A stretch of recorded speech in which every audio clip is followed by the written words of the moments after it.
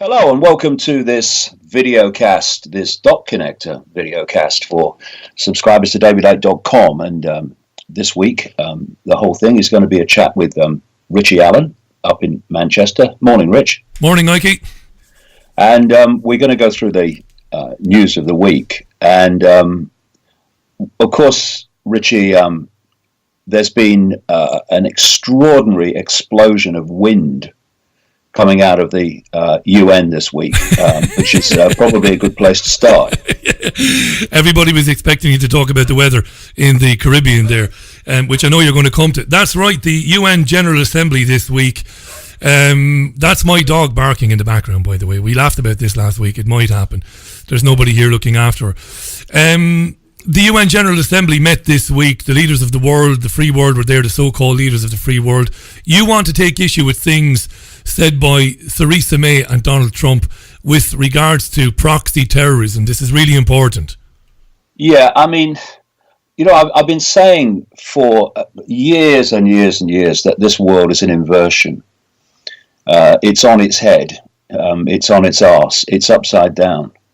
And there can be few greater expressions of this than the speeches this week of the British Prime Minister Theresa May and the US President, both of which are very difficult to say, but of course I have to because it's unfortunately true. Yeah. Donald Trump, the guy in the White House. If we start with Theresa May, she made this speech at the UN, and she says, "And just as it is the responsibility of nations not to seek to advance their interests through terrorist or proxy groups," pauses, breathes deeply. This is the Prime Minister of Britain saying this. "So it is also our responsibility of each of us to act together in the face of the most egregious violations of our common rules and standards. Clearly, responsibility for the chaos and tragedy that we see in Syria lies firmly at the door of Assad."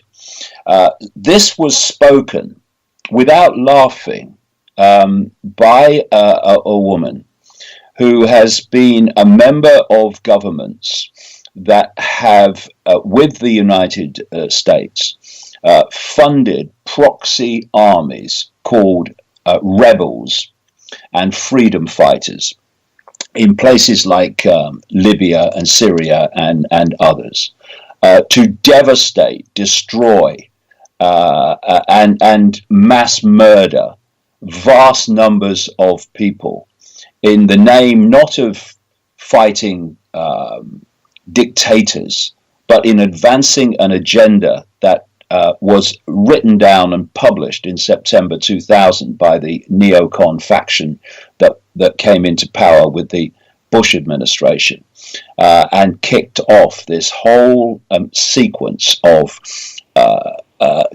chaos. And she uses the word there, chaos. What I've been saying all these years is the currency of control is chaos, because it's a technique that you might call creative destruction. You have a status quo, and you need to destroy the status quo to put another one in place. So you have to create chaos for the status quo and chaos and destruction. That brings it down. Now you have a new status quo. Now you destroy that one with chaos, and you get another status quo. And each new status quo brought about by chaos and destruction and violence takes you further and further along the road that you wish to go. And so we had these countries named by this organization, this neoconservative far-right organization called the Project for the American Century. And the countries it named, Syria, Libya, Iran, North Korea, and so on, Iraq, are all the countries that have either been targeted, are in the process of being targeted, or are being demonized now. It's just a list that they're going through, and they're doing it because if you invade Iraq and then you invade someone else, then you invade someone else with actually troops with your uniforms on, then people are going to ask questions. They're going to say, what's going on? We're invading everybody. So you do it by training, arming, and funding so-called rebels to attack your target, quote, regime, and do it for you. And for Theresa May to talk about terrorists and proxy groups being used by other countries, when that is absolutely what the United States, the United Kingdom, and NATO have been doing all along, is extraordinary. Now, of course, there's a human disease called cognitive dissonance, where you believe two totally opposing things at the same time and believe both are true. Clearly, that exists at the level of Theresa May. And even Donald Trump, man-child as he is, you cannot explain this away as cognitive dissonance. They know they're frickin' lying. They know what they're saying is outrageous nonsense and stunning mendacity. And these are the people that come into power. Power in theory, the real power is in the shadows. But those in the shadows want people like this and develop people like this who will stand up and lie while knowing they're lying. And there are even not educational, but there are programs that teach these people to do it. I remember Tony Blair was described brilliantly on one occasion when someone said of his lies when he delivered them, he believes them when he says them. Yeah. And they have this ability, this barefaced, stunning ability to spew out their lies and their inversion of the truth. In a way that, as they deliver it, they actually probably believe it at the moment of delivery, as that person said about Tony Blair. And this Theresa May UN speech was a classic of its kind, where she's talking about the fundamental values we share. See, it's another perception manipulation technique that you paint yourself constantly as the opposite of what you are. So you have a whole history, Britain has a whole history, America has a whole history of death, destruction, and demolition of human rights, fairness, and justice. So to avoid that, you have to keep repeating over and over again that actually that's what you stand for, all the things that you're destroying. Even when I was a kid, Rich, I remember wondering why America had to be told again and again that it was the freest country in the world. Yeah. I mean, these things should be obvious. They shouldn't need constantly repeating. Because when I first went to the United States in the early 1990s and spent a lot of time there, I was stunned as an outsider to see how unfree it was. You know, even in those days, in Britain, you still had, the odd park keeper, the little bloke in the hut, Parky, looking after a park.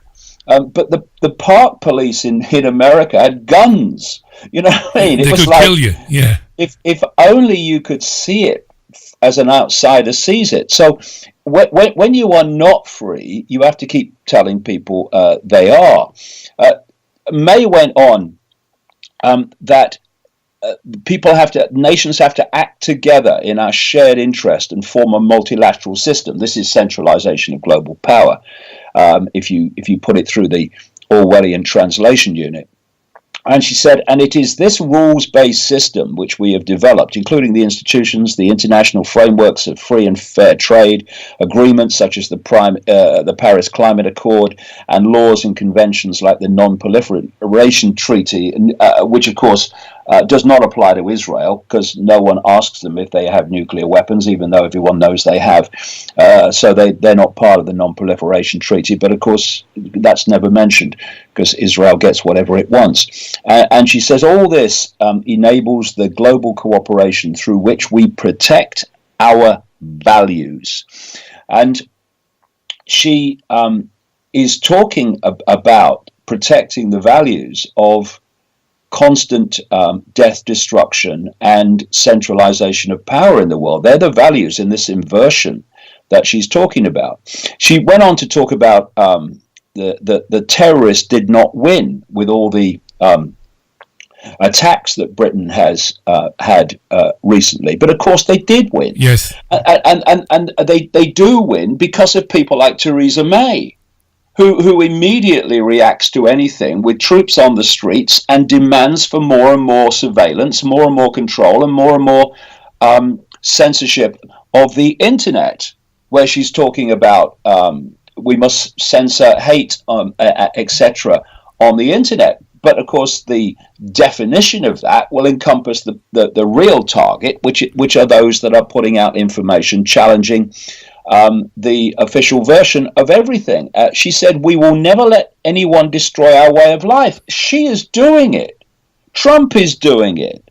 And the interesting thing, or many interesting things between the Trump speech and the May speech, is although, it's kind of trumpeted, she had a go at him over the Paris Climate Accord, in a week where a new study came out saying actually the whole thing's been overblown, even from an official science point of view. But never mind the facts, just keep going, because the climate hoax is all part of justifying this incessant centralization of power in the world. But apart from that, the common themes between them were there to be seen. With Trump too, talking about the fact that the United States does not want to impose its will on the rest of the world, that it respects the sovereignty of every country and the people's will of every country. And despite its overwhelming military power, America never tries to impose its will on any country. I mean, like I say, you can't write that away with cognitive dissonance. That is blatant. I know I'm lying, but I'm doing it anyway. And another common theme, Rich, between the two was this: we must reform the United Nations. She is saying that she will withhold money funding until the organization demonstrates better value for money. And she says the UN and its agencies must win our trust by proving to us and the people we represent that they can deliver. Now, that is taken as we represent the people of the country we are official leader of, but actually the people we represent really refers to those in the shadows who these leaders really represent. And all this stuff about from Trump and May this week about the need for UN reform is related to what I was writing about in the mid-1990s, the plan to move and morph the UN into a fully fledged world government, a centralized dictatorship dictating to every community and every country. That's what we're seeing now. This word reform is a classic buzzword for this hidden hand. Remember how Tony Blair was always talking about reform. What that is a code word for is changing the status quo to take us further down the road to this agenda for the centralization of global power. And so we need to watch this very carefully from now on, because you're going to see more and more talk about the need to reform the United Nations. And you're going to hear them talking about the fact that the United Nations has to have more power. And another thing that Theresa May said in the speech, which was kind of not reported except in the full speech, she said that Britain was the second biggest funder of the UN. That's right. She did say that. What? Why is Britain? I mean, look at it on the map. See if you can find it. Why is Britain the second biggest funder of the UN? Why is Britain on the UN Security Council? Why isn't France on the UN Security Council? Why is this? How can it be? But once you understand that places like the United States and the United Kingdom, big time the United Kingdom, France, etc., are big centres where this hidden hand works through, and the means through which it enforces its will on the world, then you can see why, despite much bigger countries and etc., that France and the United Kingdom are both on the UN Security Council and the second biggest funder of the UN. Yeah. I mean, how can in any way that be worked out? 90 million quid a year the UK sends to the United Nations. That's right. The UK has threatened to withhold a third or just under a third of that unless the organisation reforms. And how can I argue with what you just said? It's absolutely bang on. It's not about reforming it. It's about, handing it more and more over to those pulling the strings in the shadows. You called it a puppet show in a brilliant meme that you've produced over the last 24 hours. That's exactly what it is. It's funny you mentioned France. We know people, of course, who travel to and from France regularly for work. And Paris, David, is some sort of dystopian future. We used to see these futuristic films, didn't we, where cities would be portrayed as really dystopian and Orwellian. France is basically still under a state of emergency, and wherever you go in Paris, I should say Paris, not France, but wherever you go in Paris, you're confronted by Kevlar wearing, balaclava wearing, armed to the teeth police.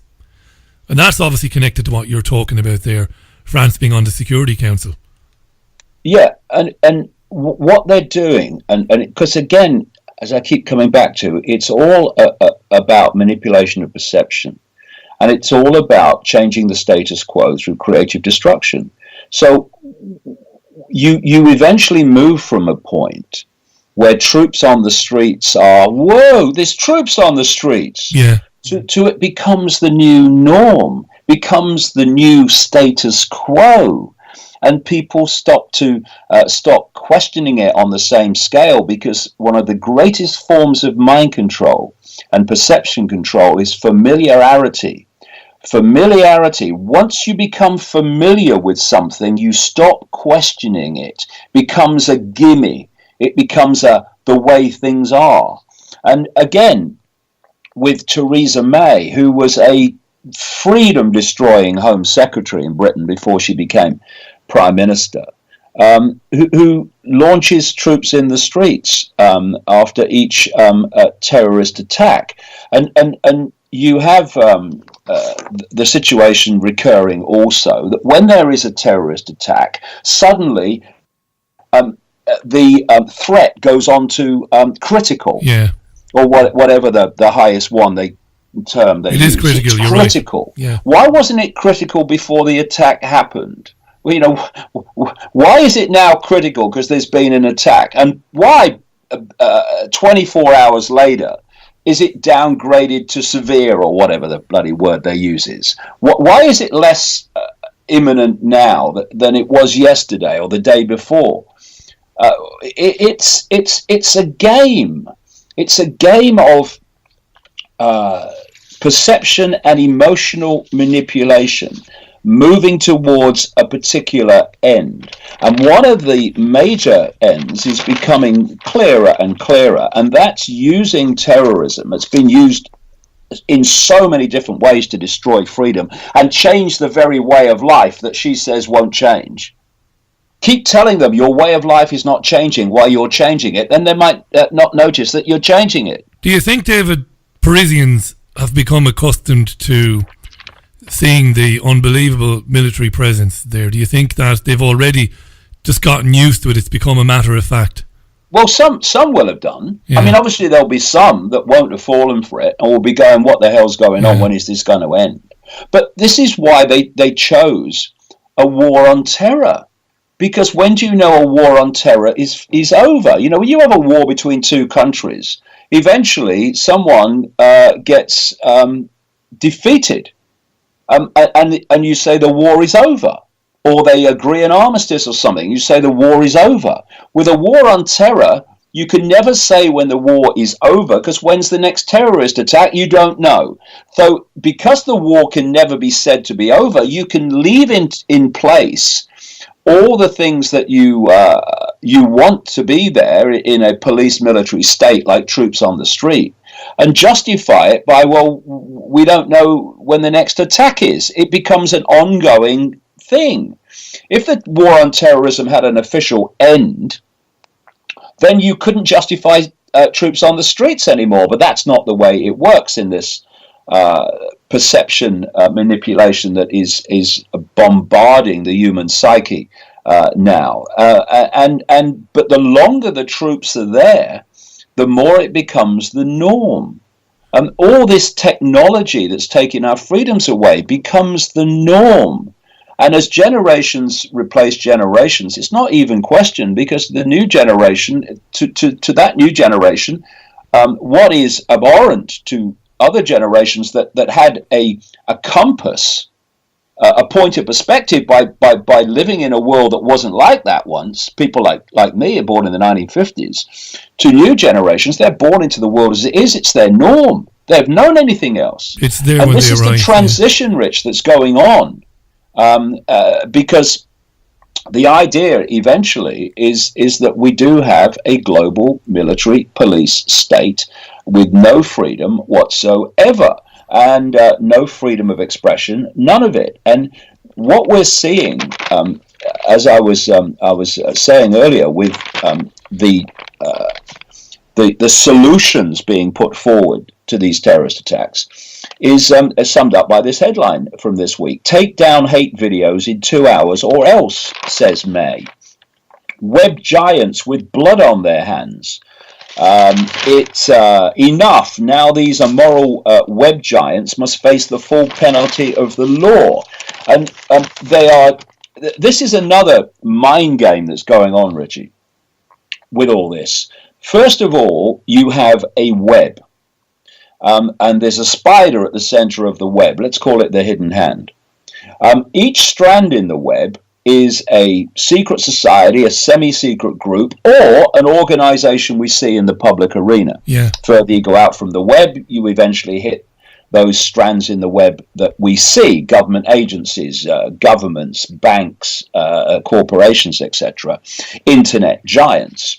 So the spider is dictating through the web what the agenda is. This is how you get a situation where world leaders make speeches, and in key areas, they're all saying the same thing and pushing the same agenda. That's how it works. So you have people like Google and Facebook, increasingly Twitter and others, YouTube, owned by Google, of course. And they are assets of this web. And the whole idea was to be Mr. Nice Guy. Hey, T-shirt. I wear a great T-shirt. I'm one of you guys. Hey, cool, man. Until you get to the point of virtual monopoly. And once you get to that point, then you start dictating what people can see and what they can't see in terms of information. And that's what we're seeing now. So we have these internet giants, owned by and controlled by the same people ultimately, who are targeting in every way possible the alternative media to stop information challenging the official narrative from circulating. And they're doing it systematically. They're even admitting much of it now. But at the same time, they're going through this farce of opposing governments demanding that they take down this and they take down that, and because the governments are saying it's helping terrorists. And you're going through this dance in the public arena. You must do that. Take down hate videos in 2 hours or else. Oh no, we won't want to do that. But of course, what happens in the end is the government's passed legislation to stop that happening. And in doing so, they pull into that legislation, by the way it's worded, all the areas of the internet that aren't about hate or terrorism, but are about exposing what's really going on. And then the internet giants, they have a cover story. Well, we didn't want to do this, we want freedom and all that stuff. But I mean, what can we do? Yeah, okay. That's that. You care about freedom so much that without any pressure whatsoever, you're targeting the alternative media in every way you can. It's all a game. It's all a mind game, and people need to realize the scale of what's happening, the coordination of what's happening. And to see that there is a road we're going down quite demonstrably. And if you do any research at all, you can call these people out, not when what happens, but before it happens, because you know where they want to take us. And these speeches from Trump and May at the UN this week were classics of their kind, both in the inverted mendacity that they both betrayed, but also in what they were calling for, because what they were calling for was pushing us further down the road to the Orwellian nightmare. That's absolutely brilliant. That's hugely important right now. Your description of Zuckerberg and those who run Twitter and Google. I suppose a lot of people will think that, they will still have the mindset that these are ordinary people who came up with these social media gigantic platforms, and that those people will resist the pressure from international governments and politicians to clamp down on what people are doing. But of course they won't, and we're seeing it every single day of the week. We can talk about it personally. I mean, we won't now because there's a lot more you want to get into. But our various YouTube channels where we upload interviews, where you upload videos and podcasts, the demonetization of that, we've seen it across the board. So depending on these guys to stand up to governments, as you just said there, it's not going to happen, because the backstories of the Zuckerbergs and these other people are very questionable anyway, David. Joke. Yeah.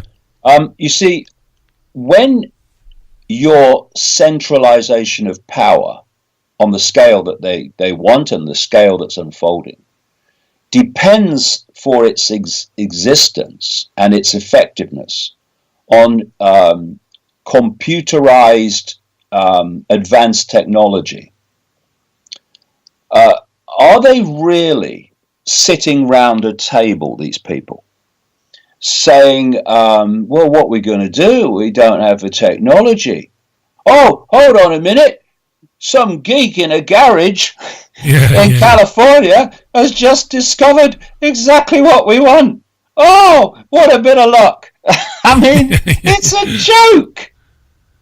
These are cover stories. The T-shirts, and I watched a couple of BBC documentaries about Silicon Valley recently. And they did a sequence in one of them of garage doors, because behind these different garage doors they were plonking on the screen, major technological developments were discovered. They were all middle-class America garage doors. It's like, I buy that. Yeah, I'm sure that happened. I mean, you can imagine them sitting around a table going, well, haven't we overdone the garage doors bit? Can't we come up with another cover story? It doesn't involve a garage. I mean, it's insane. This technology has been around. It's developed in underground bases. You look at the what do you call it? The office assistants. That people like Google and Apple and all these people develop. You have to have a piece of technology next to you now to be your office assistant. I mean, hello, how did we survive before? But that technology was seed funded by the CIA. Google, before it became Google, was seed funded by the CIA. These are not organizations that came organically out of behind a garage door. They were their cover stories to get this technology into the public arena without people realizing where it's really coming from. And therefore, this dance that I talk about between governments, you must censor. Oh, we mustn't. We don't want to censor. It's all a joke. Theatre, pure theatre. Create the means of censoring. Right. This is the Dot Connector with David Icke for subscribers to davidicke.com. Do go to davidicke.com and subscribe for the entire weekly video cast.